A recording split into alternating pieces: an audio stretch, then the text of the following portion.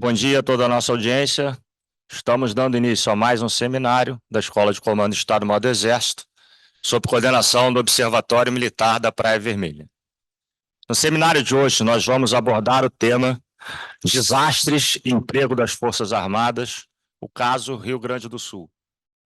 E as nossas duas palestrantes de hoje são as professoras Mariana Carpes, da nossa escola, e a professora Carolina Rafanhato, que é mestre em Ciências Militares pelo nosso programa de pós-graduação, e é aluna nossa, doutoranda aqui, do mesmo programa de pós-graduação da nossa Escola de Comando Estado-Maior do Exército.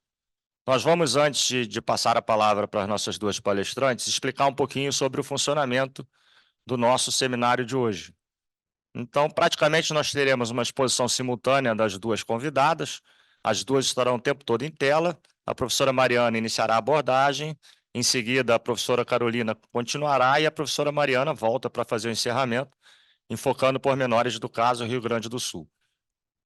Terminada a apresentação das duas, que deve durar em torno de 40 a 45 minutos, nós faremos um intervalo de 10 minutos para que os senhores possam colocar nas suas caixas de perguntas, no nosso chat do Zoom, as dúvidas que os senhores tenham, os questionamentos que as senhoras tenham a respeito do que foi apresentado aqui.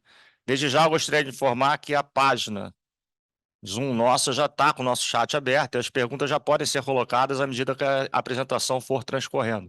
Não há necessidade de aguardar o término da apresentação para que se lance as perguntas. Então, eu vou passar a palavra às nossas duas convidadas. Quando nós voltarmos com a tela, elas já estarão em foco para vocês. E que todos nós tenhamos um excelente seminário e possamos esclarecer bastante dúvidas a respeito do tema que nós iremos abordar hoje. Então, temos todos nós um bom seminário. Vamos passar a palavra para as nossas palestrantes. Bom dia a todos e a todas. Eu sou a professora Mariana Carpes, sou coordenadora do Núcleo de Pesquisa sobre Desastres com Substâncias QBRN, aqui do Programa de Pós-Graduação em Ciências Militares da Escola de Comando do Estado-Maior do Exército. A Carolina se apresenta, eu acho, né?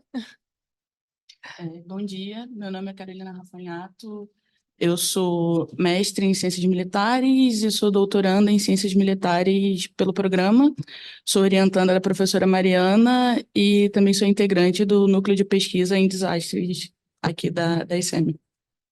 Bom, o objetivo da nossa apresentação hoje, desse seminário, é oferecer para o pesquisador um arcabouço conceitual e também legal que permita a esses pesquisadores e pesquisadoras se aprofundarem um pouco mais no tema dos desastres, nesse caso de desastres naturais, mas o debate que a gente vai fazer extrapola a dimensão de desastres naturais. E que consiga fazer essa pesquisa por conta própria, mergulhando numa dimensão analítica mais profunda, baseada em material de pesquisa que a gente tem disponível, né? Mas que não necessariamente é de fácil acesso ou de fácil entendimento. Então, o objetivo nosso aqui com essa conversa, que é mais uma conversa, né, do que qualquer outra coisa, é oferecer para todos aqueles que têm interesse em continuar ou iniciar pesquisas sobre desastres, esse pontapé inicial, esse arcabouço, né, analítico mais substancial. Então, sem mais delongas, o nosso tema são os desastres e o emprego das Forças Armadas e o caso do Rio Grande do Sul. Pode passar.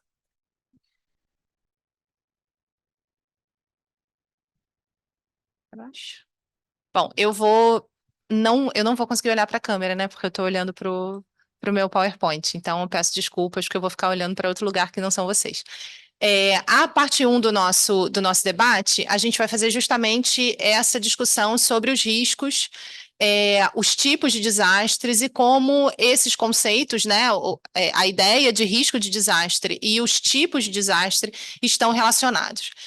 Depois a Carolina entra para fazer um debate sobre o arcabouço legal, sobre proteção e defesa civil e que ampara o emprego das Forças Armadas em resposta a desastres no Brasil, para a gente ver como que aquilo que está acontecendo no caso do Rio Grande do Sul, que aí é a nossa terceira parte, de fato é nada mais nada menos do que a expressão de uma das etapas daquilo que a gente tem previsto na legislação, né? Então a gente vai ver que quando a gente fala de proteção e defesa civil no Brasil, existe algo que se chama o ciclo de gestão de desastres, e uma das etapas do ciclo de gestão de desastres é justamente essa que a gente vê hoje nos jornais, que é a etapa de resposta aos desastres. Então, para responder a um desastre, existe toda uma legislação brasileira, amparada em conceitos muito bem definidos e que conversam com os conceitos internacionais, né? A gente não criou nada. A gente está o tempo inteiro no Brasil conversando com os documentos do sistema ONU que falam sobre desastres, e esses conceitos, junto com essa legislação, vão então amparar todas as etapas do ciclo de desastres, e, em geral, quando a gente vê na televisão um desastre, né, quando a gente começa a falar de desastre, é porque 3 dessas 5 etapas já falharam.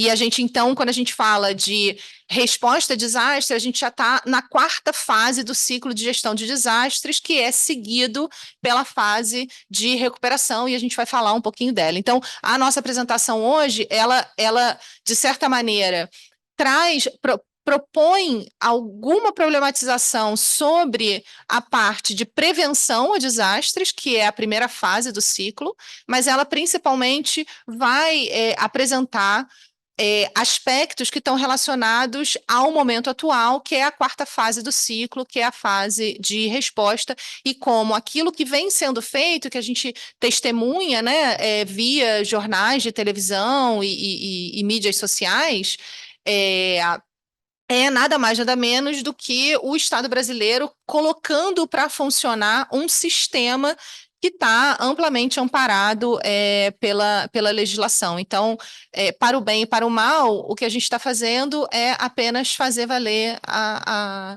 estrutura, né, a legislação que a gente tem. Então, vamos lá para o conceito de desastres, e esse conceito ele está no glossário da Defesa Civil de 1998. Quem quiser pode jogar esse nome no Google e vai encontrar esse documento, né? Então, pelo documento, e aí eu leio aqui, o desastre ele é o resultado de eventos adversos que podem ser naturais ou provocados pelo homem, sobre um ecossistema vulnerável, causando danos humanos, materiais e ou ambientais, e consequentes prejuízos econômicos e sociais. Aqui vale já um destaque, né, um adendo, porque quando a gente fala da própria ideia de desastre, a gente precisa olhar para ela em contraposição a esse conceito que eu mencionei antes, que é o conceito de risco.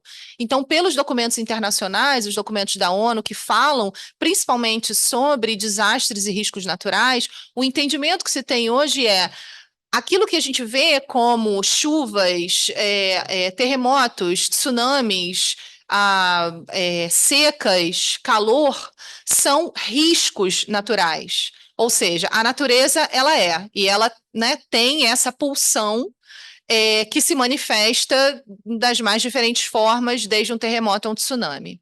O desastre, ele, portanto, vai ser um apanhado, né, uma sequência de eventos que envolvem ação ou inação humana e que vão permitir com que esses riscos se tornem ameaças à vida humana, né, e a toda a estrutura de uma sociedade. Então, quando a gente vê no glossário escrito, né, que o desastre ele é o resultado de um evento adverso, natural ou provocado pelo homem, aqui a gente pode fazer um adendo e dizer que o desastre ele é um evento adverso necessariamente provocado pelo homem, seja por ação ou seja por omissão. Ou seja, ou a gente caminhou no sentido de aumentar a probabilidade de que o risco natural se tornasse um desastre natural, ou a gente não avançou no sentido de prevenir que essa probabilidade fosse aumentando progressivamente ao longo do tempo.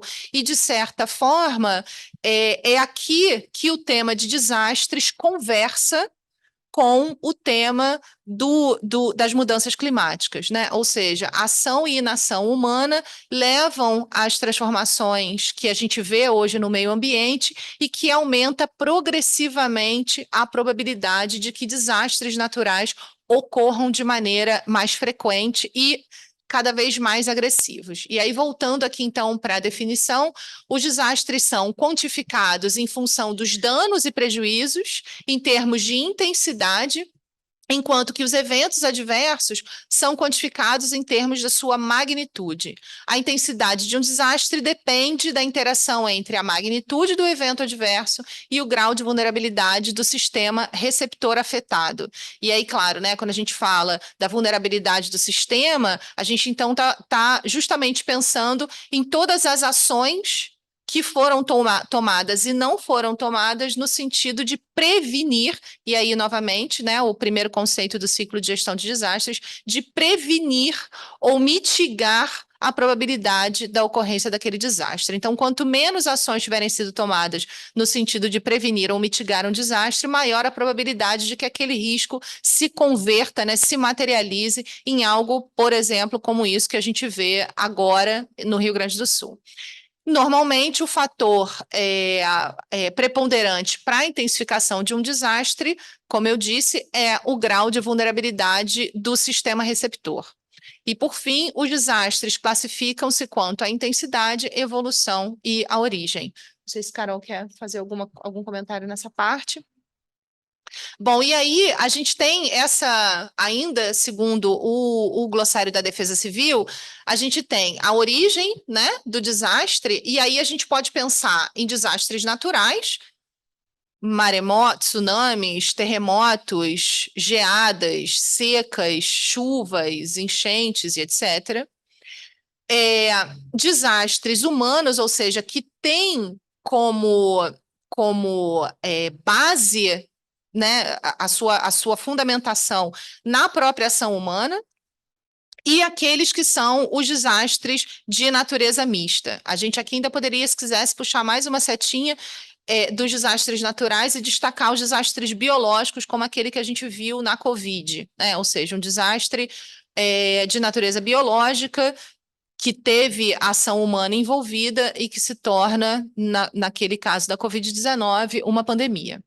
E aí, quando a gente pega os desastres mistos e os humanos, a gente tem, então, essa conceituação que aparece, vai aparecer na nossa fala, dos desastres tecnológicos. Então, para deixar claro, né, exemplificar um pouco para a gente, aquele acidente que ocorreu no Japão, na usina de Fukushima, né, na termonuclear de Fukushima, aquele desastre, ele é um desastre que a gente poderia chamar aqui de misto, no sentido que ele começa com um desastre natural, que é um terremoto, que é seguido de um outro desastre natural, que é um tsunami, e esse tsunami afeta violentamente uma usina termonuclear, que aí sim é de natureza humana, né, uma construção humana, cujo sistema de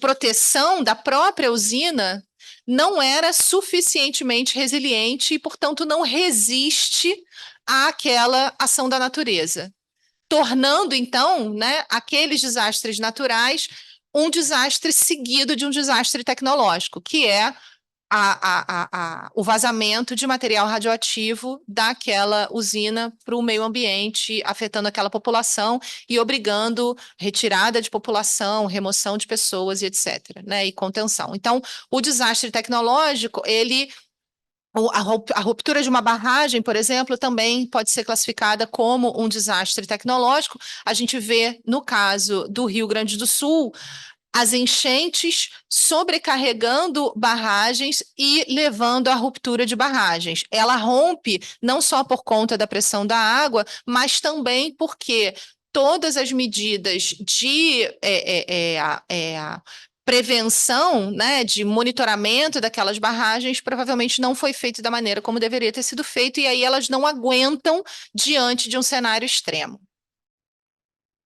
E, finalmente, quando a gente fala de gestão de risco de desastres, essa ideia compreende tanto o risco, a gestão do risco, quanto a gestão do desastre em si. Então, quando a gente fala de gestão de risco, isso diz respeito a medidas preventivas destinadas à redução do risco de desastres, ou seja, a medidas preventivas que mitiguem ou evitem a ocorrência daquele desastre, ou façam com que o risco de desastre não se torne de fato um desastre, né? Suas consequências, não só a redução do risco de desastre, mas suas consequências e as instalações de novos riscos. E quando a gente fala da gestão do desastre em si, ou seja, todos os aspectos relacionados à prevenção e mitigação falharam. Isso, então, compreende o planejamento, a coordenação e a execução de ações de resposta e recuperação. E é exatamente nesse ponto que a gente está hoje quando a gente vê o que acontece no Rio Grande do Sul. Então, quando a gente, lá em 30 de abril, começa a ter as notícias do volume de chuvas no Rio Grande do Sul, excedendo e muito a capacidade daqueles municípios de absorverem essa calamidade e controlarem esses eventos, entrou em cena, a partir dali, essa etapa da gestão de desastres que se chama resposta. E essa etapa compreende planejamento. Em geral, esses planejamentos eles já precisam ter sido feitos minimamente, porque a emergência e a urgência do próprio evento impede que se planeje enquanto o evento está acontecendo, né? Seria mais ou menos como aprender a pilotar o avião enquanto o avião está voando, e em seguida as ações de recuperação. Então, a partir de agora, eu passo vou só apresentar um pouquinho esse gráfico, essa pizza, nunca sei qual é o nome que se dá para esses desenhos. E aí depois eu vou passar a palavra para a Carol explicar um pouquinho para a gente a legislação que, na verdade, faz com que esse planejamento, na verdade, que ampara, né, esse planejamento e essa coordenação para a execução de ações, né? Então, esse desenho aqui, ele tem uma divisão, inclusive em cores, né, entre aquilo que é risco e como que a gente maneja o risco, e aquilo na parte de baixo, aquilo que é desastre e como a gente maneja desastre. Basicamente, são todas as palavras que a gente já falou até agora. Então, o ciclo de gestão de desastres, né, que está aqui no cantinho o nome, ele compreende as fases de prevenção e mitigação e depois preparação de resposta. E aí, isso eu ainda estou na fase do risco, ou seja, o evento em si não aconteceu. Mas quando eu falo em preparação, já está claro que o desastre vai acontecer, né? E aí, eu venho, então, para a resposta ao desastre, que já desce, né, para a parte mais cor de abóbora do evento ocorrendo, e finalmente eu tenho então a recuperação. Aí nesse primeiro ciclo aqui, nessa primeira bolinha, na verdade, nessa segunda bolinha, né, que eu tenho ali as fases do ciclo, percebam que o ciclo de gestão de desastres, ele não é uma reta, né? Óbvio. Então, não é uma reta de gestão de desastres, não é uma linha contínua de gestão de desastres. O nome é ciclo de gestão de desastres, justamente porque a última fase do ciclo e a primeira fase do ciclo, elas se encontram, elas se tocam. E aí, quando a gente fala de recuperação de um desastre, a ideia concebida na gestão de desastres é que a melhor recuperação seja a antessala para uma mentalidade preventiva de desastres, ou seja, para que a cada experiência de desastres que se tem, aquela localidade, aquela população, e as suas autoridades aprendam com a experiência, incorporem essas lições aprendidas no processo de recuperação e construam estruturas mais resilientes do que aquelas que existiam antes, e que elas se tornem, então, a base de uma política preventiva de desastres, né? E aí essa resiliência, que a gente muitas vezes fala, usando a expressão que eu acabei de usar, né, que é de estruturas resilientes, ela precisa necessariamente extrapolar a ideia das estruturas e das infraestruturas e passar a ser também uma mentalidade resiliente, né? Ou seja, e a gente vê isso nos documentos que a Carol vai apresentar agora, que são, na fase de recuperação e de prevenção, a ideia da educação do ciclo de desastres, ou seja, a população também precisa ser, e isso a gente vê quando a gente fala, né, dos documentos de alto nível em defesa no Brasil, a Estratégia Nacional de Defesa e a Política Nacional de Defesa falam que a defesa ela é de todos, né? É uma atribuição de todos, do Estado, das suas instituições, mas também de cada um dos membros da sociedade. E quando a gente fala de prevenção de desastres e a gente sai da ideia de defesa e entra na ideia de segurança e proteção, a gente pode então dizer também que a segurança e a proteção da população contra desastres também é uma responsabilidade partilhada pela população, junto às instituições de Estado e, né, das 3 esferas da federação, no caso do Brasil.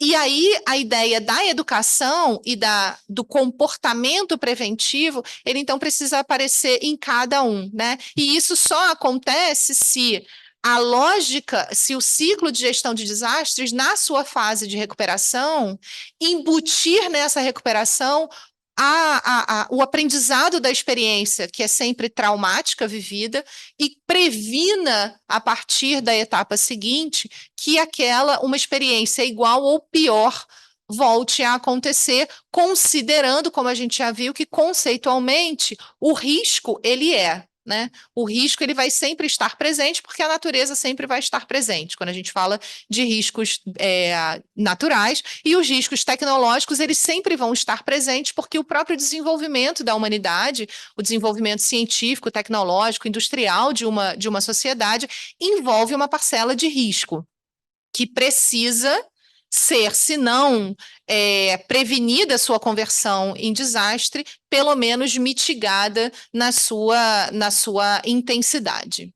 Então, Carol. Bom dia novamente. Eu vou pedir desculpa porque eu vou precisar ficar olhando para cima também para conseguir enxergar os slides. Bom, esse primeiro gráfico aqui, ele vai mostrar a evolução dos desastres no Brasil desde 2004 até 2023, porque, enfim, 2024 a gente não consegue ter os dados completos ainda. Nessa primeira curva azul, são os desastres tecnológicos, que são os desastres e os mistos, e nessa curva laranja, são os desastres naturais. E aqui a gente percebe, onde tem esse traço aqui, mais ou menos por volta de 2017, 2018, um crescimento dos desastres naturais muito grande, né? E esses desastres naturais aqui, esses dados são dos dados internacionais de desastres. Eu tenho um link no final e posso mostrar aqui. Enfim, dentro desses desastres naturais estão catalogados os desastres biológicos, os desastres hidrológicos e os climatológicos, né? E os hidrológicos, então, são as enchentes, chuvas muito fortes, quer sejam súbitas, uma enchente que acontece de maneira muito abrupta, ou uma enchente por chover por muito tempo. E os climatológicos que vão envolver seca, estiagem, frio muito severo ou calor muito severo.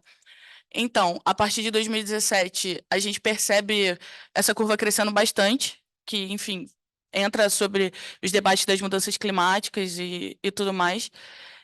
Opa! E aqui, nesse segundo slide, então, são os desastres naturais separados em hidrológicos, que é o que a gente está vendo acontecer no Rio Grande do Sul hoje, né? E os outros, né, que são os biológicos e os climatológicos. Então, a gente percebe que no Brasil, a gente convive há muito tempo com esses desastres hidrológicos, mas também a partir de 2017, 2018, o crescimento foi muito grande, o que é um reflexo do que a gente está vivendo no mundo sobre as mudanças climáticas e também um ponto vermelho, né, que coloca que a gente precisa olhar para isso. A gente precisa continuar preparando as nossas políticas públicas, a nossa legislação e a nossa administração pública para lidar com esses desastres daqui para frente, porque a tendência é que aumente, que é o que a gente está vendo aqui no gráfico. Bom, nesse slide aqui, eu trouxe as principais leis, portaria, decreto, enfim, o arcabouço legal que a gente tem aqui no Brasil a respeito da gestão de desastres e da resposta, enfim, de todo o ciclo de desastre, né? Elas não estão em uma ordem específica, não é uma ordem cronológica ou uma ordem de hierárquica aqui. Na verdade, é só eu fui colocando conforme eu fui lembrando e conforme uma lei ia puxando a outra. A Lei 12.608, hoje aqui no Brasil, é o que a gente tem como instrumento, ferramenta legal principal, que vai centralizar todas as ações e tudo aquilo que vai acontecer no que envolve a gestão de desastre. Essa lei ela vai instituir um documento chamado Política Nacional de Proteção e Defesa Civil, vai instituir também um Sistema Nacional de Proteção e Defesa Civil e um Conselho Nacional de Proteção e Defesa Civil. Essa lei, então, ela vai trazer conceitos sobre o ciclo de gestão de desastre, sobre prevenção, mitigação, resposta e recuperação. Ela também vai trazer o que a respeito de alguns desastres específicos, né? No caso de desastre, por exemplo, de barragem, quem vai ser o órgão que vai responder, ou então, no caso de um desastre envolvendo uma pandemia ou epidemia, que foi o que a gente viu na Covid-19, dizendo que o responsável por isso, então, seria o Ministério da Saúde. Então, tudo que a gente precisa falar de desastre aqui no Brasil hoje, essa lei aqui é a principal de todas, e a partir dela, a gente tem todas as outras, né? Deixa eu só. E vale lembrar que a Lei 12.608, ela também tem ela traz um outro dispositivo, ela prevê a criação de um Plano Nacional de Proteção e Defesa Civil, que na verdade está sendo construído enquanto a gente conversa, né? Desde do ano passado, ou acho que do final de 2022, esse plano está sendo construído. E o deadline para a construção desse plano, previsto na PNPDEC, né, que é a Política Nacional de Proteção e Defesa Civil, é novembro desse ano. Então, espera-se que em novembro de 2024 a gente já tenha um Plano Nacional de Proteção e Defesa Civil com, enfim, tudo que é previsto na Lei 12.608. Bom, a gente tem, então, o decreto 10.593, ele vai ser de dezembro de 2020, então a gente já estava ali há mais ou menos em um ano de pandemia, então ele vai falar sobre a organização e funcionamento do SIMPEDEC, que é o Sistema de Proteção e Defesa Civil, e do COMPEDEC, que é o Conselho de Proteção e Defesa Civil. Ele também vai falar sobre o plano, e aí ele vai dar algumas instruções específicas, né? Porque, enfim, a gente já estava um ano de pandemia, algumas coisas precisavam ser atualizadas a partir da 12.608. A portaria 260 é uma portaria do Ministério da Integração e Desenvolvimento Regional, e ele é uma portaria muito importante quando a gente fala de desastre, porque ele é o que vai sistematizar e vai dar procedimentos e critérios para declaração de situação de emergência e calamidade pública. E aí, quando declara situação de emergência, quando declara calamidade pública, qual a diferença de um, qual a diferença de outro, o que acontece a partir do momento que a gente faz essas declarações. Então, tudo isso é previsto nessa portaria aqui. que, apesar de ser uma portaria do Ministério da Integração e Desenvolvimento Regional, é uma portaria que vai pegar todos os órgãos envolvidos tanto no Simpedec quanto no Compedec. E aqui no final, a Lei 12.340, de 2010, que ela fala da transferência de recurso, principalmente nos casos de desastres, né? E, enfim, essa lei aqui ela vai estar estritamente ligada a essa portaria 260, porque quando uma situação de emergência ou um estado de calamidade pública é declarado, essa estruturas da administração pública são ativadas e algumas coisas são ativadas, desativadas. Bom, a gente vai ver isso um pouco melhor mais lá para frente, mas o repasse financeiro, liberação de FGTS e todas essas coisas que são previstas na portaria 260 só são passíveis de acontecer porque a Lei 12.340 existe. Bom, aqui falando especificamente da PNPDEC, que é o principal documento que a gente vai trabalhar hoje. Então, em 2012, foi instituída a Política Nacional de Proteção e Defesa Civil, o Sistema Nacional de Proteção e o Conselho, como eu já falei. E aqui dentro do decreto, como eu já tinha falado, ele vai dar algumas atualizações a partir da PNPDEC, né? E aí ele vai falar, principalmente, isso aqui. Bom, parágrafo único. Compete à Secretaria Nacional de Proteção e Defesa Civil do Ministério da Integração e do Desenvolvimento Regional a coordenação e o apoio técnico do Simpedec, ou seja, no nosso Sistema Nacional de Proteção e Defesa Civil, quem coordena é a Defesa Civil. E a articulação com os órgãos que fazem parte do Compedec também e do Simpedec é feita a partir da Defesa Civil. Então, no Brasil, o nosso órgão sistematizador dos desastres, da resposta e da gestão é a Defesa Civil. Aqui eu trouxe só mais explanado o que é o Simpedec. Então, qual é o objetivo do Simpedec? Atuar no planejamento, na articulação e na coordenação das ações de gerenciamento de risco e de desastres no território nacional. Ou seja, o Simpedec ele vai funcionar em todo o ciclo de desastre: prevenção, mitigação, preparo, resposta e recuperação. Porque ele funciona tanto na parte dos riscos quanto na parte dos desastres.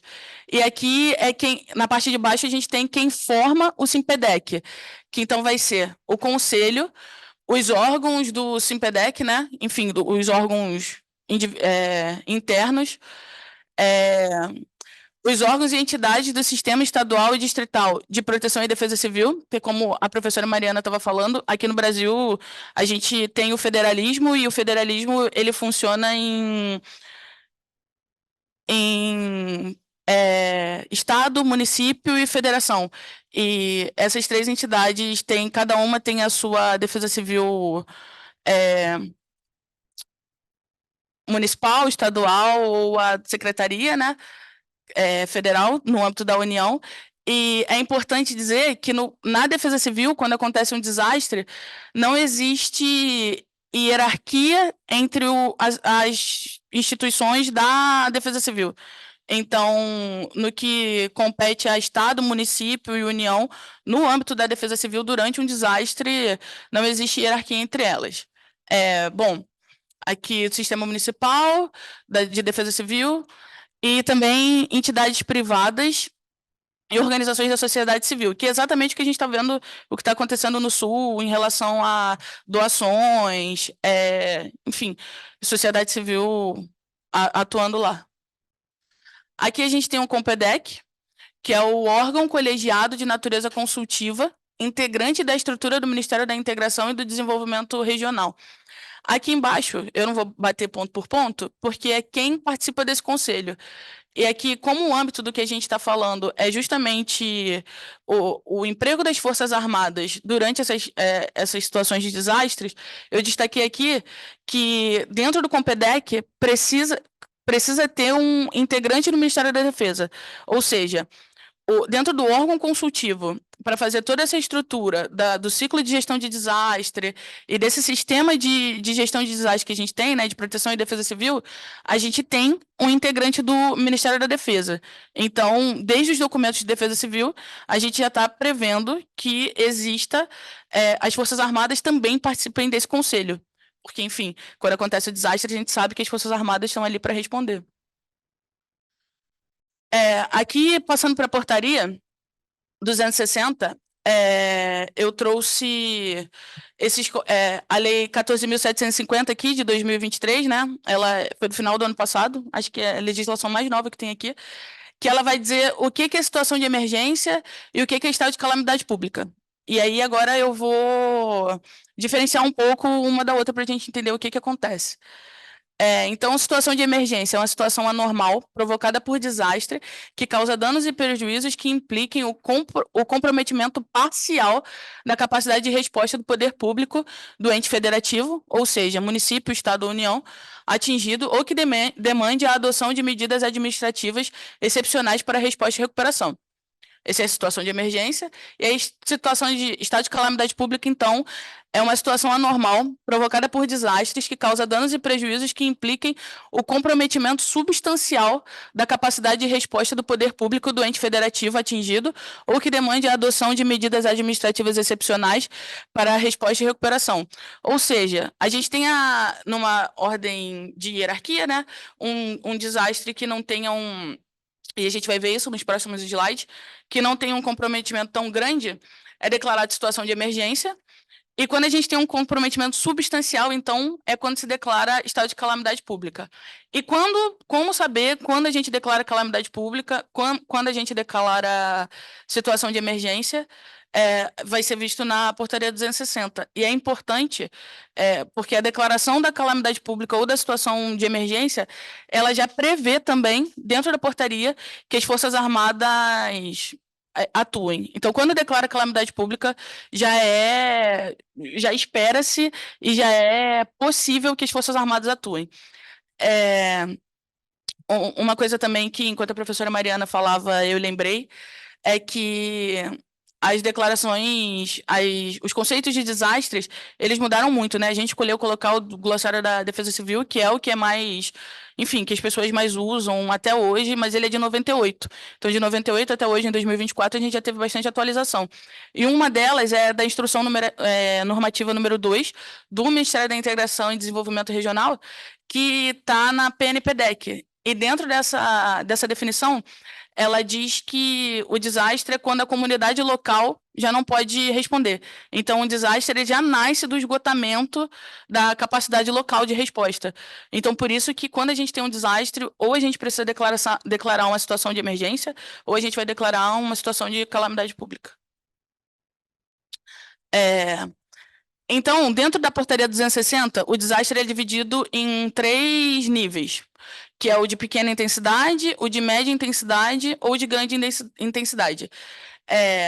Cada um dele vai ter uma descrição específica aqui, mas eu não vou me demorar muito batendo uma por uma, porque é só para a gente entender que que ele vai estar sendo classificado aqui como intensidade, como a gente estava falando também no início, e que apesar que o glossário ele vai dividir a classificação de desastre por intensidade de 4 formas, né, em 4 níveis, nível 1, 2, 3 e 4. E quando a gente pega essa portaria, em 2020, ela já vai dividir o desastre em 3 níveis diferentes, né? E por que esses níveis aqui são importantes? Porque é a partir dele que a gente vai saber se a gente vai declarar situação de emergência, que são os desastres de nível 1 ou nível 2, ou estado de calamidade pública, que são os desastres de intensidade nível 3. Então, para saber na hora do... E aí, quem declara isso, né? Quem declara isso pode ser a própria Defesa Civil, municipal, estadual, porque, como eu já falei, no federalismo a gente tem município, estado e união, e aí, a partir disso, então, a gente tem a própria Defesa Civil declarando, ou o prefeito e o governador. Então, dentro do estado, do município, quem pode fazer esse pedido, né, essa solicitação, são esses órgãos.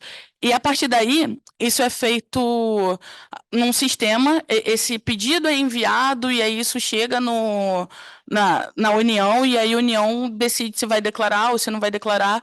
Enfim, mas isso é tudo feito através da internet. Se eu não me engano, o sistema é SI 2D. Então, quem tiver interesse, quem tiver curiosidade, isso, sistema de informação, é só procurar lá e aí tem o passo a passo de como isso acontece, como que faz e tudo mais. Mas seguindo aqui, Então, como a gente faz para fazer essas declarações, né? Então, o Poder Executivo Federal, especialmente por meio da Secretaria Nacional de Proteção e Defesa Civil, poderá reconhecer o decreto de situação de anormalidade dos entes federados por meio de portaria. Então, é o que eu acabei de falar, né? Então, vou passar direto aqui. Essa parte aqui é o que acontece quando a gente declara situação de emergência ou de calamidade pública.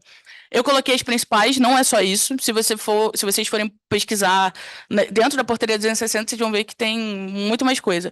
Eu coloquei essa daqui, que de alguma maneira é o que a gente pode ver que está acontecendo no Sul. Pela Lei 2.340, então, tem os recursos federais, né? Porque são liberadas verbas do governo federal para reconstrução ou para resposta e para recuperação de quem foi afetado, quer seja município, estado, enfim. São ativados programas do BNDES, garantia safra, essa lei aqui, essa garantia é quando o produtor rural ele perde a produção dele, a safra dele, por causa de um desastre, então ele ganha uma verba, ele ganha um dinheiro do governo federal para recomeçar, né? Antecipação dos benefícios de previdência social, renegociação de dívidas rurais, programa Minha Casa Minha Vida, para quem perdeu sua casa, redução de imposto de propriedade rural e a liberação do FGTS. Aí aqui, a partir de agora, eu vou falar em cima da instrução normativa número 2, mas essa não é do Ministério do Desenvolvimento, ela é uma instrução normativa interministerial. E ela é de 2020 também. Isso aqui é... Quando a gente tem uma situação de emergência ou uma situação de calamidade pública, existe o apoio do governo federal. E o apoio do governo federal ele pode acontecer de 3 partes. Pode ser logístico, pode ser financeiro ou pode ser material. Vou começar pelo material, então. O material ele é feito a partir do Ministério do Desenvolvimento Social e Combate à Fome. O financeiro ele é feito via cartão de pagamento de Defesa Civil, que é uma das coisas previstas, né? Quando você tem naquela lei 2.340, você precisa de protocolos para criar esse cartão, porque você cria ele ainda que você não esteja em desastre, porque a partir do momento que o desastre acontece, você precisa que ele já esteja funcionando. E o apoio logístico aqui, que eu deixei em destaque, é que é via protocolo do Ministério da Integração Nacional com o Ministério da Defesa ou com o Ministério da Saúde. E aqui a gente vê o Ministério da Defesa atuando, né? E o Ministério da Saúde a gente viu, por exemplo, no caso da Covid-19, que é quando precisava de apoio hospitalar e todas essas coisas, que a gente também vê nos outros desastres, mas foi mais intenso durante a Covid-19. Eu botei aqui uma parte importante, que é o acionamento do Ministério da Defesa, ele pode ser feito diretamente pelo ente federado afetado, ou seja, quer seja município, quer seja estado, quer seja União. Mas se assim for, todo o custo da operação será arcado pelo solicitante. Ou seja, o prefeito ou o governador que esteja solicitando o apoio das Forças Armadas, ele precisa pagar para que enfim, tudo que for gasto, tudo que for do aporte financeiro desse uso das Forças Armadas precisa ser pago pelo ente federativo. E aqui também eu coloquei essa parte que é importante ressaltar que o acionamento das Forças Armadas deve ser feito em último caso, apenas quando todas as alternativas forem esgotadas. Mas como a gente vai falar que se o desastre ele nasce do esgotamento da capacidade local, ele já nasce da necessidade do acionamento das Forças Armadas, porque a gente só aciona as Forças Armadas quando tudo é esgotado. Se o desastre nasce do esgotamento, a gente precisa que as Forças Armadas atuem desde o momento zero do desastre. Ou seja, tá, continuando. Toda a estrutura local disponível deve estar empenhada para as ações de resposta.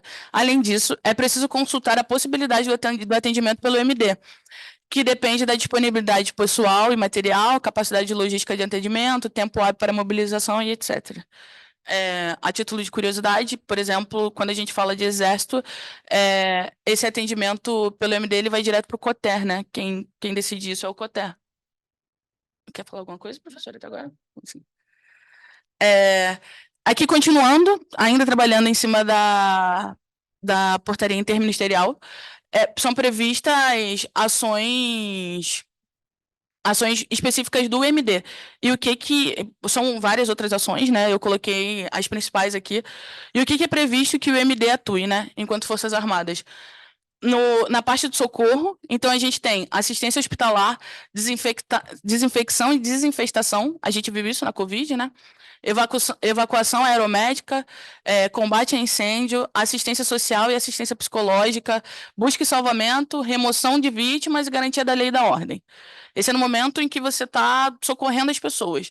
A partir do momento que você precisa dar assistência à vítima, o que é a responsabilidade do Ministério da Defesa, então, durante um desastre? Assistência hospitalar, confecção de alimentos, tratamento de água, alojamento em barracas, assistência social e assistência psicológica, energia elétrica para pequenos locais que necessitem, transporte de material e garantia da lei e da ordem. E no momento do restabelecimento dos serviços essenciais, então, no que o Ministério da Defesa vai atuar? Ele vai atuar transporte de carga, transporte pessoal, estação de comunicação, quer seja montagem, quer seja operação, se for necessário, né?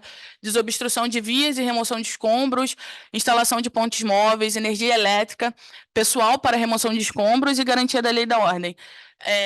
Durante um evento de desastre, isso aqui não é só um guia, né? Não é exatamente o que o exército vai ter que fazer, ou ele precisar fazer tudo, ou faz tudo ou não faz nada. Não é assim. Ou se tiver alguma coisa para além do que está escrito aqui, ele não vai fazer. Também não é assim.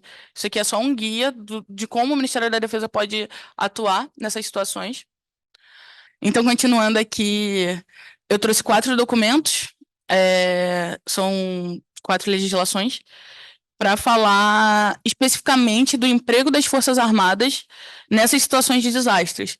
Então, a primeira continuando, isso aqui também não tem uma ordem específica, eu só fui colocando aqui a Constituição Federal de 88, desculpa. No artigo 142, então, ela diz que as Forças Armadas, constituídas pela Marinha, pelo Exército e pela Aeronáutica, são instituições nacionais, permanentes e regulares, organizadas com base na hierarquia e disciplina, sob a autoridade suprema do Presidente da República, e destinam-se à defesa da pátria, à garantia dos poderes constitucionais e, por iniciativa qualquer destes, à garantia da lei e da ordem. Eu coloquei esse artigo aqui específico, da Constituição Federal, por causa para mostrar que a autoridade suprema, então, é do Presidente da República. Então, quando a gente precisa que as Forças Armadas atuem numa situação de desastre, essa solicitação ela vem do Presidente da República. Por isso que quando a gente declara situação de emergência, situação de calamidade, dentro do pacote do que aciona na estrutura da administração pública, é previsto o uso das Forças Armadas, porque isso já vai direto pela União, é fundamentado pelo Presidente da República também. O estado de calamidade pública é a situação de emergência. A Lei Complementar 97, de 99, cabe às Forças Armadas, como atribuição subsidiária geral, cooperar com o desenvolvimento nacional e a defesa civil, na forma determinada pelo Presidente da República. E aí, a Lei Complementar de 97, quando a gente fala de Forças Armadas, a gente tem as missões constitucionais, que são essas previstas na Constituição, que foi esse artigo 142, que eu acabei de falar, e a gente tem as missões subsidiárias, que são as missões que são responsabilidade das Forças Armadas, mas não necessariamente estão previstas dentro da Constituição Federal. Então, a Lei Complementar de 97, ela vai dar exatamente quais são essas missões e enfim, como elas vão acontecer. E aqui, esse artigo especificamente vai dizer que uma das missões subsidiárias das Forças Armadas é dar esse apoio à defesa civil. Eu trouxe aqui a Estratégia Nacional de Defesa também, que apesar de não ser um documento legal para a gente que estuda ciências militares ou para as forças especificamente, né? É um documento muito importante que vai falar sobre quais são as ações de estratégias de defesa.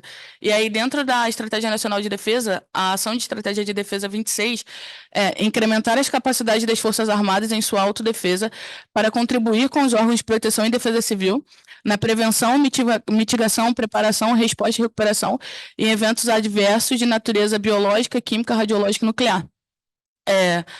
Então, aqui a gente tem essa ação aqui é muito boa, que ela vai falar de muitas coisas diferentes ao mesmo tempo. E, então, a gente tem as Forças Armadas atuando diretamente com a Defesa Civil. Isso é estratégico para as Forças Armadas, então, e para a Defesa Nacional que haja essa atuação. E dentro desses eventos adversos, né, que tem a natureza, substâncias de natureza QBRN, principalmente, mas não necessariamente só dessas substâncias dessa natureza. Mas quando a gente pensa em desastre, por exemplo, tipo do Rio Grande do Sul, não são desastres que são, sei lá, feitos a partir de uma substância ou que partiram de um desastre biológico, mas eles geram desastres biológicos, né? Como a gente vê, por exemplo, que pode gerar agora uma epidemia de leptospirose ou diversas doenças que são disseminadas a partir do momento que já não tem mais saneamento básico, já não tem mais muitas coisas nos lugares que foram afetados. Por último, eu trouxe a Portaria Normativa número 7 do Ministério da Defesa, de 2016, que é uma portaria que vai dar instruções para emprego das Forças Armadas em apoio à Defesa Civil. Ou seja, é um documento interno das forças para dar essas instruções para o apoio à Defesa Civil. Aqui volta a professora Mariana. Então, obrigada.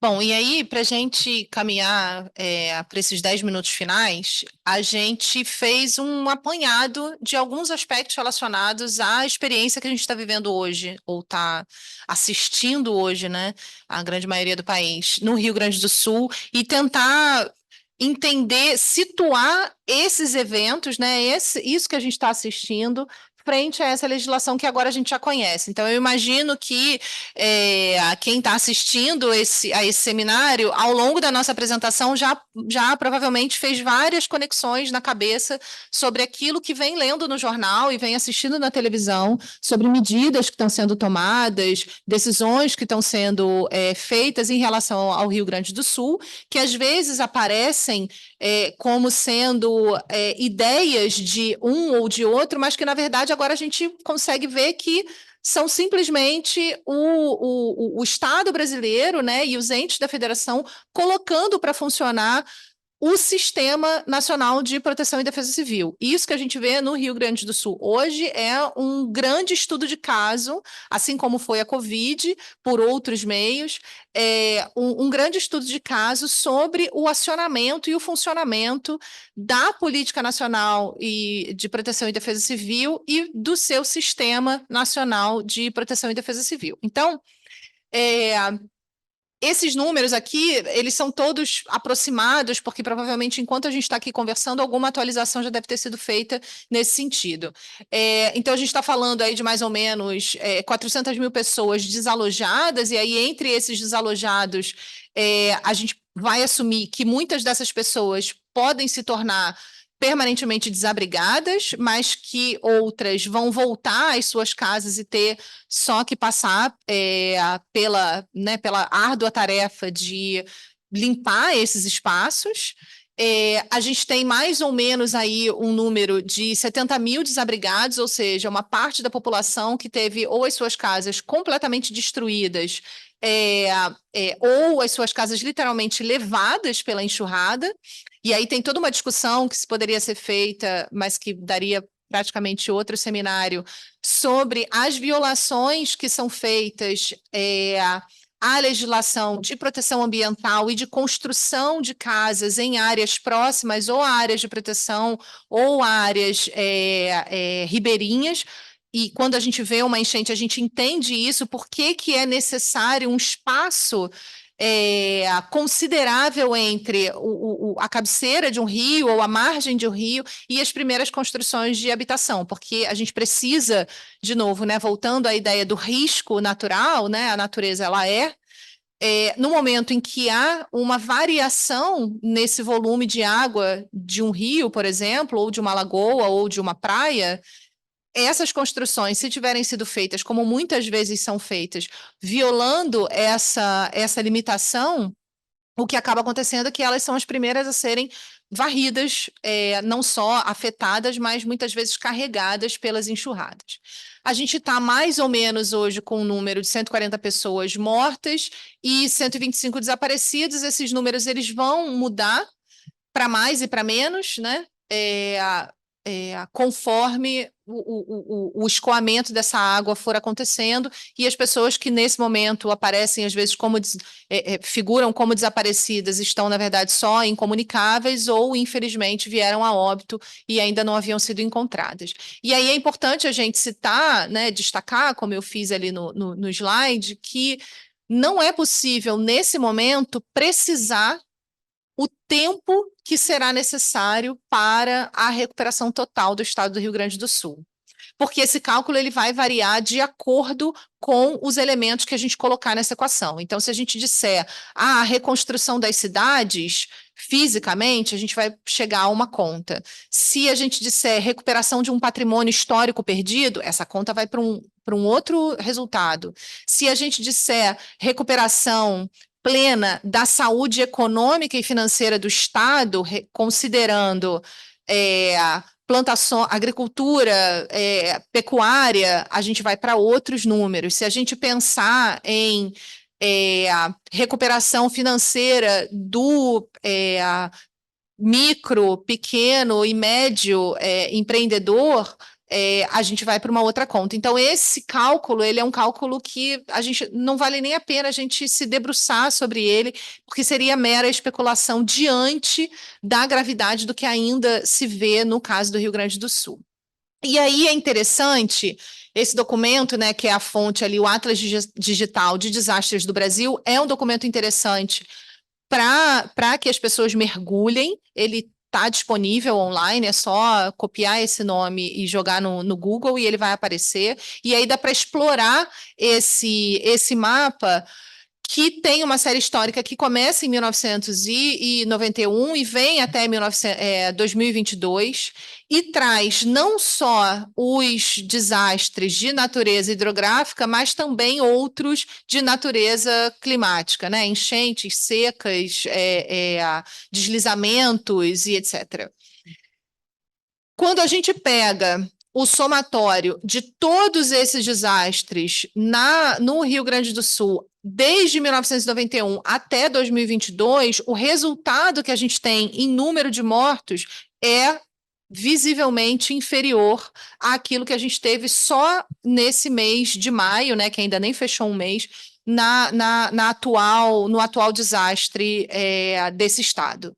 E o mesmo a gente verifica com relação ao número de desalojados / desabrigados, né? A gente tem um número aí consideravelmente menor, pegando um intervalo de 30 anos e comparando esses 30 anos com menos de 30 dias. E isso é interessante para a gente ver a magnitude daquilo que acontece no Rio Grande do Sul hoje. Porém, quando a gente traz esse dado para dentro do ciclo de gestão de desastre e pensa em termos de prevenção, mitigação e a preparação para a resposta, a gente pode assumir que essas experiências anteriores, como a gente falou no início da nossa apresentação, elas precisam servir ou precisariam ter servido como uma experiência, como uma lição aprendida, que é incorporada no ciclo de gestão de desastre, da fase de recuperação para a fase de prevenção, permitindo que esse Estado, na sua retomada do ciclo de gestão de desastre, apareça com uma política de prevenção ao desastre ou mitigação do risco de desastre mais robusta e resiliente. E aí, quando a gente olha para os dados de 2023, a gente vê que isso não parece ter acontecido, ou não parece ter acontecido de maneira suficiente para aquelas que são as demandas progressivas que as mudanças climáticas têm trazido para todo o planeta Terra, não é uma particularidade do Rio Grande do Sul. E por que eu digo isso? Porque quando a gente olha para as 3 enchentes de 2023, de junho, setembro e novembro, a gente vai ver que ali a gente já tem um número considerável de mortes, e aí a gente só está falando do número de mortes, né? Então a gente vai ter em 3 enchentes, em 3 meses de 2023, 75 óbitos diretos, né, por conta do evento. Então, esses dados, né, de antecedente, a gente faz com que a gente não precise nem ir na maior enchente que o estado do Rio Grande do Sul teve na década de 40. A gente pode vir muito mais para perto e a gente já tem aí um histórico considerável de experiências que precisam ser trabalhadas ou deveriam ser trabalhadas do ponto de vista da gestão, do ciclo de gestão de desastres, como lições aprendidas para o robustecimento do ciclo de gestão de desastres desse estado. E aí, a gente se destacou só alguns exemplos, né, pensando a legislação que a Carolina apresentou e alguns anúncios que foram feitos ou que têm sido feitos pelo governo federal. Então, por exemplo, quando a gente fala de liberação de FGTS, a gente tem, então, uma manchete, né, de jornal que fala sobre saque do FGTS para calamidade e emergência, que foi fixado no valor de um pouco mais de R$6.000. Então, de novo, aqui não é uma invenção, né? Aqui não é uma criação de última hora, mas o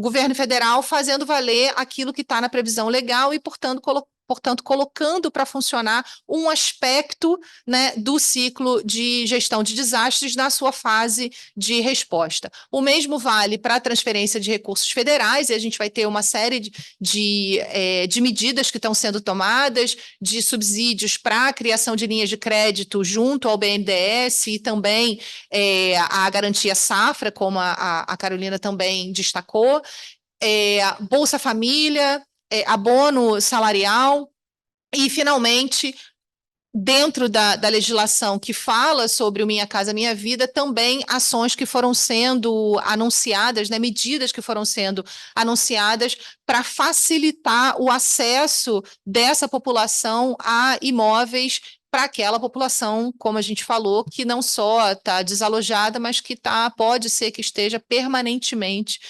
desabrigada, porque teve as suas casas ou completamente destruídas ou varridas, né, levadas pela enxurrada.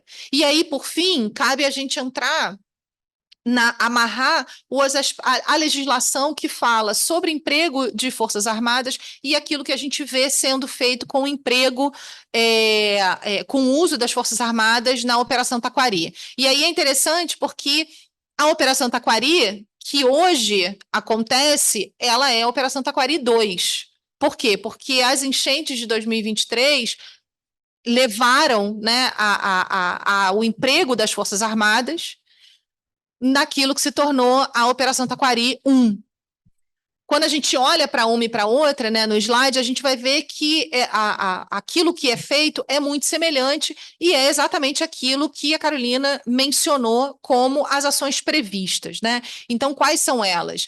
Em 23, em setembro de 23, a gente vai ver, no nosso caso especificamente aqui, né, o Exército Brasileiro sendo empregado na Operação Taquari 1, junto com as outras forças, numa ação subsidiária em apoio à Defesa Civil. A previsão legal é exatamente essa: garantia da lei e da ordem, ações subsidiárias, apoio à Defesa Civil. Na ocasião, a operação envolveu, num primeiro momento, como a Carolina destacou, as ações previstas pelo MD, socorro, assistência às vítimas e depois restabelecimento de serviços. E aí a gente vai ver exatamente isso aqui, né? Então, num primeiro momento, busca e salvamento, né? Ou busca e resgate.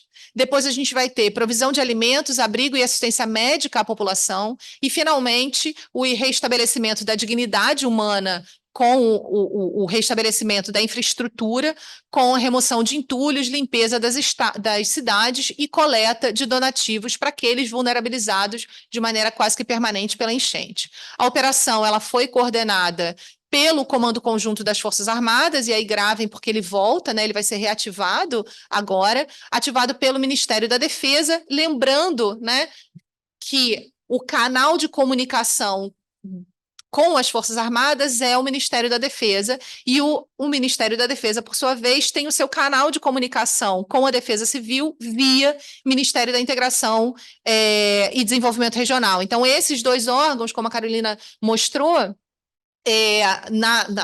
no sistema, né, de proteção e defesa civil, eles são os dois principais canais de diálogo, e entra um terceiro, que a gente poderia chamar de um terceiro gestor e partícipe das respostas, que é o Ministério da Saúde, quando a gente tem, então, um desastre biológico, como foi aquele da Covid, ou quando a gente tem as emergências nacionais, as emergências de saúde de importância nacional, como o Zika vírus e etc. Oi? E a dengue, exatamente, que foi a última, né?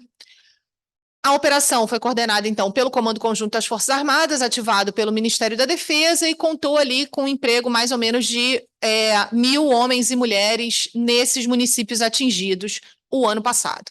E aí voltamos, então, em 2024, para um segundo emprego das Forças Armadas em ação subsidiária com a Operação Taquari 2, que teve início em abril, dia 30 de abril de 2024, exatamente quando a gente começa, então, né, tem a dimensão do desastre que se desenvolvia no Rio Grande do Sul. E aí o emprego, novamente, de mais ou menos 1.000 homens e mulheres das três forças, lembrando que esses números eles sofrem sempre atualizações. Assim como a Operação Taquari 1, a operação que está em curso, né, a Taquari 2, ela se enquadra como uma ação subsidiária em apoio à defesa civil. E ela ocorre, aí a cadeia de acionamento, né, ela ocorre como previsto na legislação, por demanda da localidade atingida pelo desastre, e aí, nesse caso, é o estado inteiro do Rio Grande do Sul, porque não foram 2, 3, 4 municípios atingidos, mas 80% do estado do Rio Grande do Sul, ao governo federal, na figura dos ministérios da Integração e Desenvolvimento Regional e desse com o Ministério da Defesa, a quem cabe o acionamento das Forças Armadas. Para responder à presente demanda, o Ministério da Defesa, então, ativa novamente, né, ativa o Comando Conjunto Taquari 2, por meio do qual vão ser, então, mobilizadas organizações militares das três Forças Armadas, Marinha, Exército e Aeronáutica, além de viaturas, embarcações e aeronaves. E aí a gente vê, né, nos jornais essas informações o tempo inteiro chegando para a gente. Dentre as ações realizadas até o momento, novamente, busca e salvamento, né, busca e resgate, montagem e funcionamento de hospitais de campanha. E aí, por que o funcionamento dos hospitais de campanha? Porque muitas cidades tiveram o seu abastecimento de água e o seu abastecimento de energia elétrica comprometida e, portanto, impedindo o funcionamento dos seus hospitais municipais federais. Então, os hospitais de campanha, eles servem justamente para garantir o mínimo de funcionamento da resposta quando do resgate dessas vítimas acometidas por quaisquer que sejam as necessidades, desde um apoio psicológico até soro ou algum tipo de vacinação. Lembrando, a Carolina destacou a leptospirose, mas a gente pode também destacar, que vale a pena, o tétano, que é uma doença que, numa situação como essa, em que pessoas estão basicamente o tempo inteiro em contato com uma água contaminada e com materiais contaminados, em qualquer corte a gente aumenta a probabilidade do tétano, então a gente precisa que essas vacinações, elas aconteçam. Aí, nesse ponto, a gente destaca o papel, né, aqui coadjuvante, mas não menos importante, do Ministério da Saúde, abastecendo a localidade com as vacinas e os insumos necessários ao funcionamento desses hospitais de campanha e, depois de restabelecidos, aos hospitais locais e federais no Rio Grande do Sul. A desobstrução de vias e a construção, quando necessário, de vias alternativas, bem como a coleta de donativos. E aí, aqui, para encerrar, é importante a gente destacar que, primeiro, né, frisar o que a gente o argumento central, né, da nossa apresentação, ou seja, aquilo que a gente vê hoje acontecendo é o Sistema Nacional de Proteção e Defesa Civil em funcionamento, mas também perceber que essas fases do ciclo e, na fase de resposta, as múltiplas subetapas da resposta, elas não acontecem de maneira linear. Então, eu tenho busca e salvamento, eu tenho o hospital de campanha, eu tenho a desobstrução de uma via, depois essa via vai ser obstruída novamente, eu tenho que fazer outra ponte, desobstruir novamente, resgatar mais gente, o rio Taquari sobe de nível, invade a cidade, diminui de nível, escoa essa água, sobe de nível de novo, invade novamente, novas pessoas precisam ser resgatadas, pessoas que estavam voltando para as suas casas precisam ser retiradas e assim por diante. E, por fim, também destacar que cada desastre ele bota em funcionamento uma cadeia não previsível de possíveis novos desastres. Então, quando a gente fala do ciclo de gestão de desastres, a fase da prevenção e da mitigação, elas são fundamentais, porque no momento em que a preparação para a resposta é colocada em funcionamento, há uma mínima ideia daquilo que se vai encontrar, mas não é possível prever, as autoridades não têm como prever tudo aquilo que vai se desdobrar. Então, esse desastre que a gente vê hoje ocorrendo no Rio Grande do Sul, ele ainda tem uma potência, né, de gerar desastres de natureza biológica, como surtos de leptospirose, tétano e outras doenças, verminoses, etc. E, principalmente, pouco falado, aqueles eventos, né, aqueles desastres de natureza psicológica, que é o impacto emocional daquela experiência, não só na população que vive de maneira recorrente, como a gente viu nos antecedentes, essa realidade, mas também no conjunto de respondedores que são empregados. Lembrando sempre que a magnitude do evento desastre, como a Carolina bem lembrou, nasce do esgotamento das capacidades locais. E muitas vezes exige, no limite, o emprego das outras capacidades subsidiárias, como a gente vê com as Forças Armadas, mas também com o envio de atores respondedores de outros estados, de corpos de bombeiro e defesa civil, de outros estados que estão indo para o Rio Grande do Sul.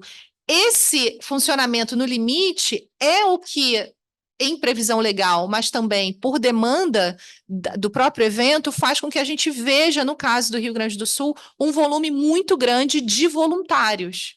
E aí é preciso também pensar em termos de saúde mental, como fica na recuperação a situação desses voluntários que também estão ali trabalhando no limite das suas capacidades, diferentemente dos respondedores treinados, sem ter tido um preparo para vivenciar de maneira mais ou menos protegida aquela situação que hoje se encontram. São essas as provocações que a gente tinha, né, para trazer. Agora a gente vai fazer 10 minutos de intervalo. Como foi dito no início, o chat está aberto, então vocês podem continuar enviando as respostas e depois a gente volta daqui a 10 minutos para o debate. Obrigada.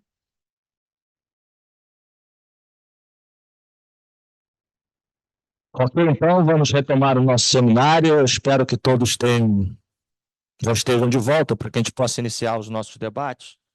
Nós temos várias perguntas colocadas em tela. Eu vou fazer a moderação do lado de fora, deixando com vocês as duas professoras o tempo todo na tela, para que possa providenciar as respostas. E eu gostaria de iniciar com a pergunta com a professora Mariana, também franqueada a professora Carolina, que não é de tão simples resposta.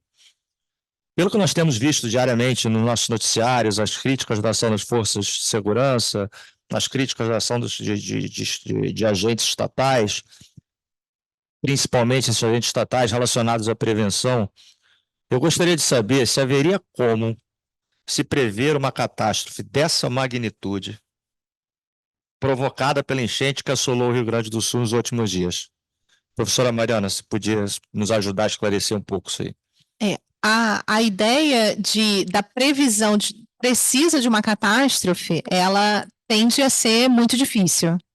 E é justamente por isso que, e aí depois eu vou passar a palavra para a Carolina, para ela falar um pouco sobre a gestão do risco, é justamente por isso que há toda uma ciência sobre risco de desastre, né? Cálculo de risco de desastre, para que no cálculo de risco que orienta a gestão do ciclo de desastre, se possa fazer uma prevenção que extrapola aquilo que seria o mínimo razoável, né? Então, é como se a gente tivesse são de cenários que vão dos mais dramáticos aos menos dramáticos. E a preparação para a resposta, ela vai ter que levar em consideração todos esses cenários. Esse é o melhor, o ciclo mais robusto, né?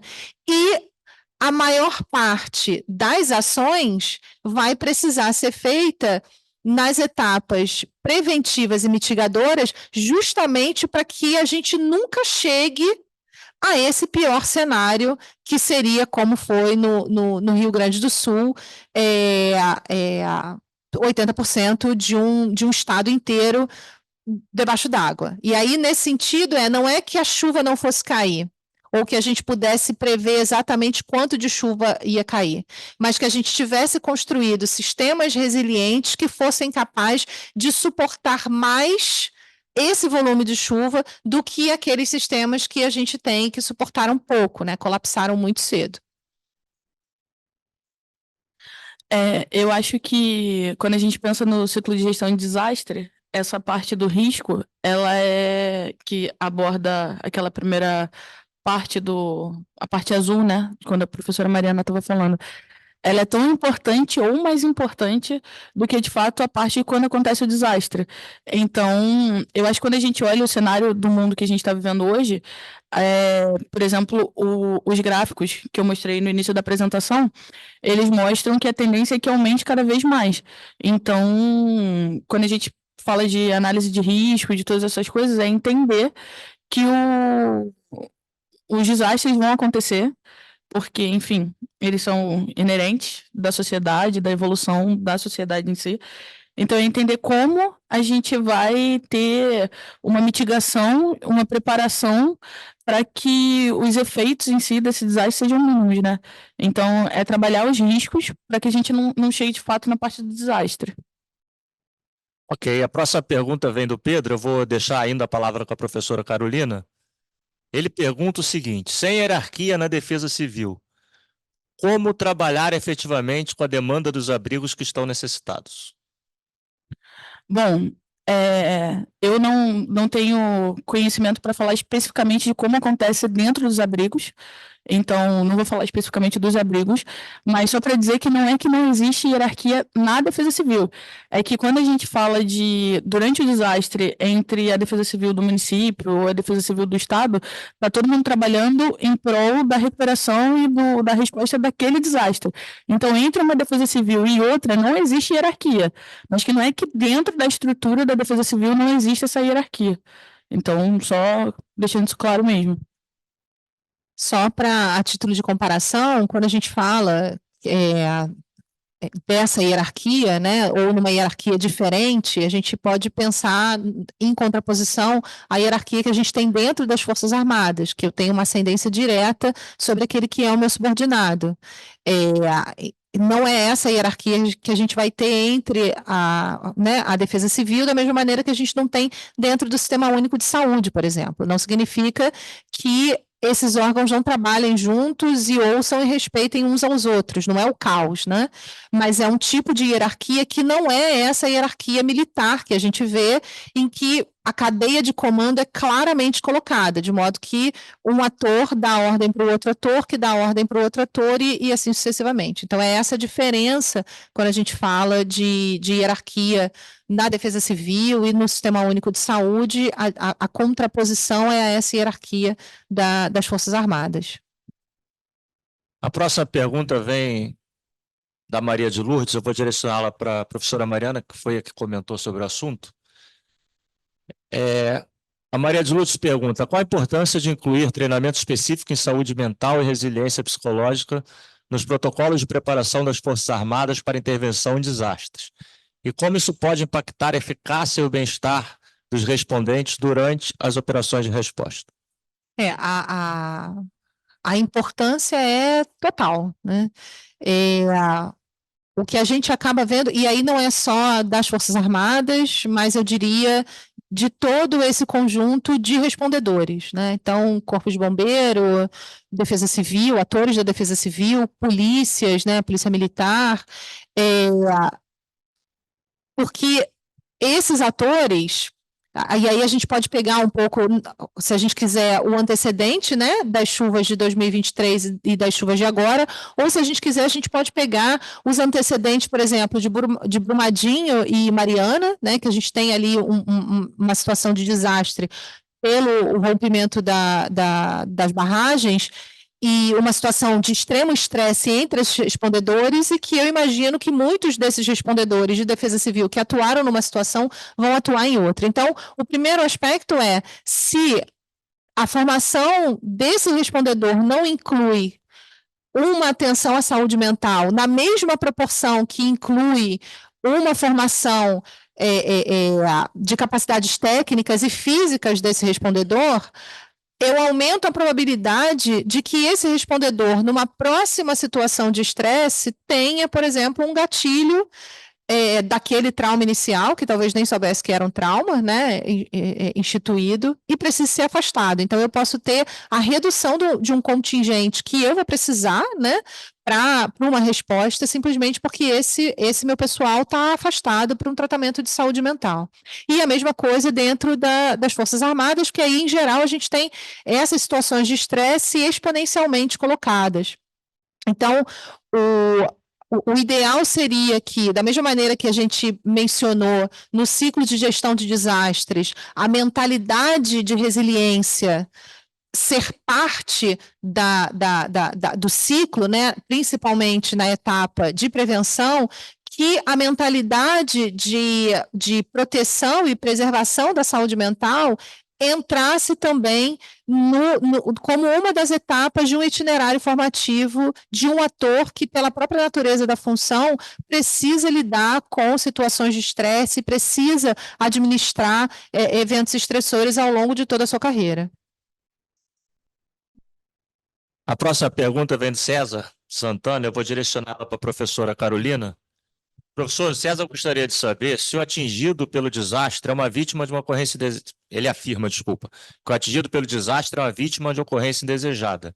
E ele pergunta por que ele tem que sacar a FGTS para cobrir os seus prejuízos. Então, o atingido ele não necessariamente precisa sacar o FGTS, ele pode sacar se ele quiser, ou, enfim, o governo, ele, quando é declarado situação de emergência ou quando é declarado calamidade pública, dentro do pacote de ações previstos na portaria 260, o saque do FGTS está previsto, mas ele não necessariamente precisa sacar, ele pode não sacar, e também não necessariamente esse vai ser o único auxílio que o governo vai dar em relação ao desastre.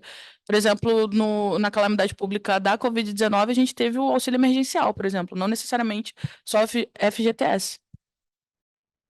Não, e só dizer que a ideia de disponibilizar esses recursos é justamente porque, na ponta da linha, não é possível dizer precisamente quanto que cada uma daquelas pessoas teve como perda patrimonial, perda financeira. Então, a disponibilização desses recursos é uma alternativa para que essas pessoas que perderam demais, né, e às vezes não tem mais de onde tirar, possam ter um mínimo alívio para começar a sua reconstrução, porque também a gente precisa lembrar que esses valores não são valores que reconstroem completamente, integralmente, o patrimônio material e imaterial de uma pessoa, né? É só o pontapé inicial.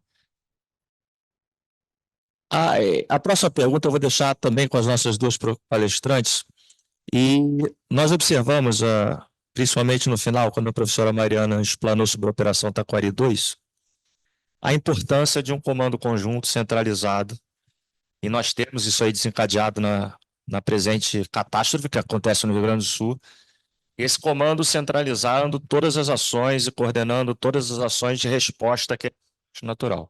Eu gostaria de perguntar às duas professoras o porquê normalmente esse comando fica atrelado a uma força armada, no caso é o comando conjunto, sob o comando do comandante militar do Sul, e que elas destacassem qual a importância das forças armadas na coordenação das atividades de resposta ao desastre que ora presenciamos no Rio Grande do Sul.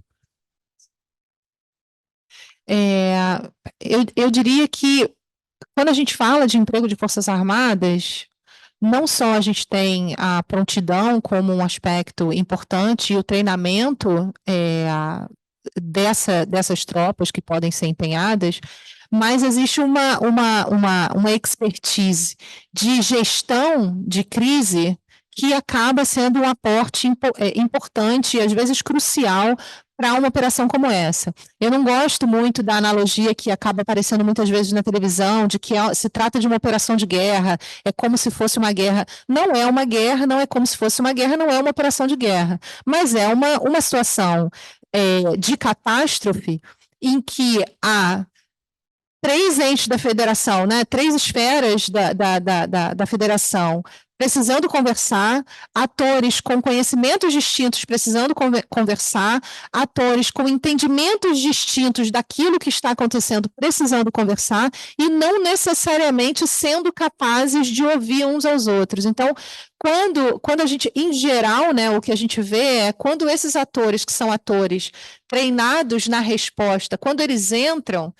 primeiro a defesa civil, né, com uma lógica específica de funcionamento, e em situações mais dramáticas, quando a gente vê as Forças Armadas entrando, a gente, em geral, presencia a entrada também de uma lógica de funcionamento dessas operações que facilita muitas vezes é, não só a operação como um todo, mas ali o dia a dia, né, daquele evento, né? Então, eu diria, diminui a sensação de crise que existe em qualquer resposta a um desastre.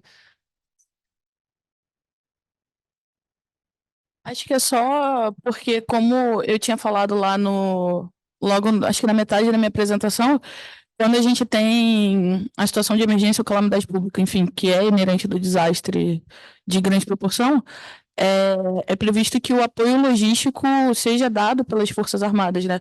Então, todo aquele debate de quem, quem tem a capacidade de promover e de dar esse apoio logístico são as Forças Armadas, né? Até enfim, quando vai falar de central de comunicação e tudo mais. Então, acho que a capacidade conta muito nessa hora. A próxima pergunta vem do Coronel de Assis. Eu vou deixar também aberto para nossas duas convidadas. Primeiro, o Coronel agradece a apresentação da professora Mariana, da professora da Carolina, e pergunta, levando-se em conta o grau de desastre, o que seria necessário para o país realizar um pedido de ajuda humanitária internacional? Então, essa é a primeira pergunta que ele faz. E ele complementa ainda a sua pergunta, exemplificando que na América Central há o costume de se realizar assessoramento internacional desses mecanismos de cooperação, quando ocorre desastres deste vulto. E ele questiona se não estaria na hora de pensarmos em unir esforços no âmbito da América do Sul, até mesmo no continente americano, para fazer frente a essas tragédias. A Carolina mencionou em algum dos slides, agora não vou me lembrar de cabeça qual, que há dentro do próprio corpo de leis brasileiras e dentro da política nacional e do Sistema Nacional de Proteção e Defesa Civil, há previsão de apoio internacional, de solicitação de apoio internacional. Até onde vai o meu conhecimento, e aí reconheço a limitação do meu conhecimento, essa solicitação, ela segue a mesma lógica de necessidade do acionamento encadeado que a gente tem em território nacional. Então, a localidade, digamos, né, o município para o seu estado, o estado para o governo federal, e se aquele país percebe que não tem mais capacidades nacionais para atuar, então é feita uma solicitação internacional via sistema ONU, né?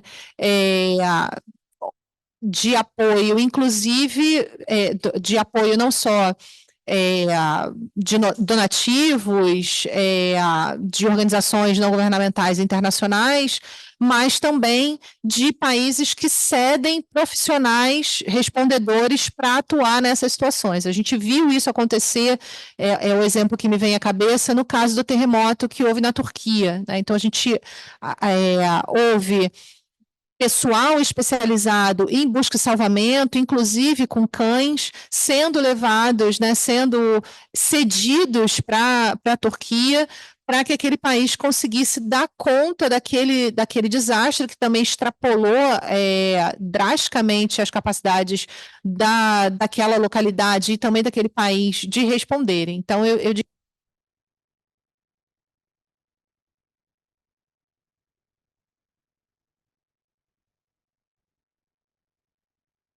então, eu diria que a lógica de acionamento seria a mesma.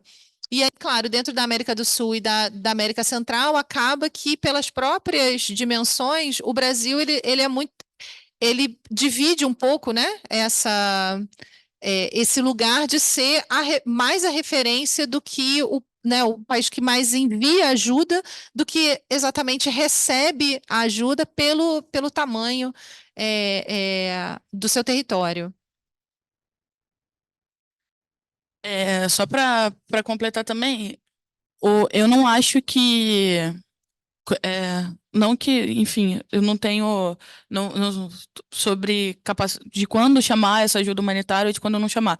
Mas quando a gente olha para o Sul hoje, o que a gente está vendo é a resposta ao desastre acontecendo. Enfim, dentro da nossa capacidade, o que está acontecendo é o que é previsto, né? Não fazendo julgamento de ser bom ou de ser ruim.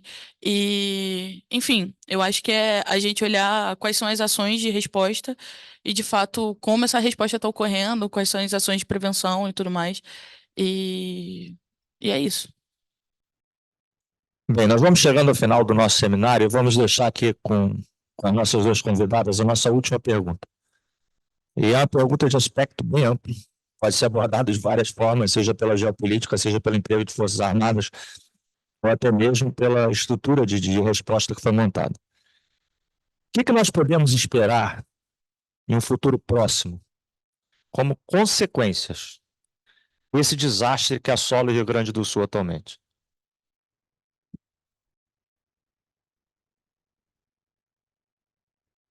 Eu acho que a resposta a essa pergunta vai depender do entendimento das autoridades competentes em todos os níveis da federação sobre como a reconstrução do Rio Grande do Sul vai ser materializada na fase seguinte do ciclo, que é a prevenção. Então, se a calamidade, né, o desastre que hoje o Rio Grande do Sul atravessa, for entendido como uma lição aprendida, que preferencialmente não deve nunca mais se repetir, então a consequência desse evento pode ser um aprendizado positivo, o robustecimento do ciclo de gestão de desastres no país e a construção de uma mentalidade de resiliência nacional, não só do Rio Grande do Sul.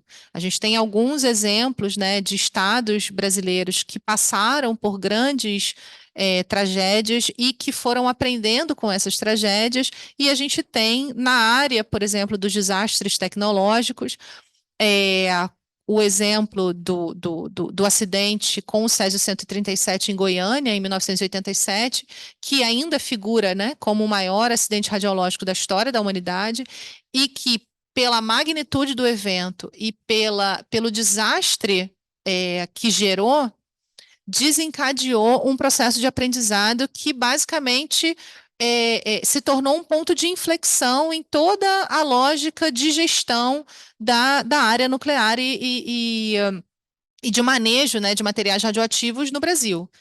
De 87 até hoje, a gente nunca mais vivenciou no Brasil algo nem próximo daquilo que foi Goiânia. Então, a- o- de novo, né, a depender daquilo que as autoridades enxergarem na experiência do Rio Grande do Sul, a gente pode ter uma consequência muito positiva, no sentido do aprendizado e do fortalecimento, ou se a gente subestimar as mudanças climáticas e superestimar a nossa capacidade de lidar com os problemas à medida em que eles forem acontecendo, aí a consequência pode ser num- uma nova, né, a repetição desse desastre em algum futuro próximo.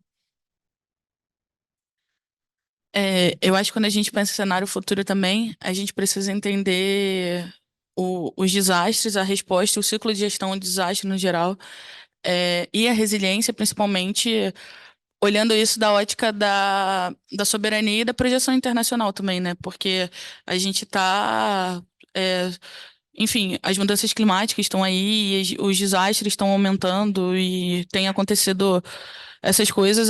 Eu acho que daqui para frente, o país que tiver a capacidade de se organizar e responder e de continuar, de acabar com as suas vulnerabilidades, criando a resiliência, né?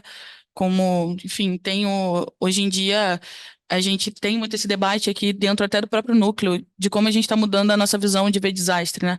Que agora é não só o preparo para um desastre, mas a construção de resiliência, por entender que os desastres são inerentes e vão acontecer.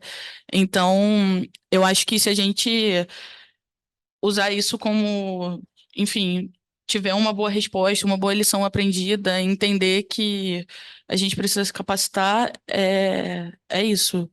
É questão de entender que isso também é questão de soberania e projeção. Ok, então nós chegamos ao final do nosso seminário. Eu deixo abertas as palavras.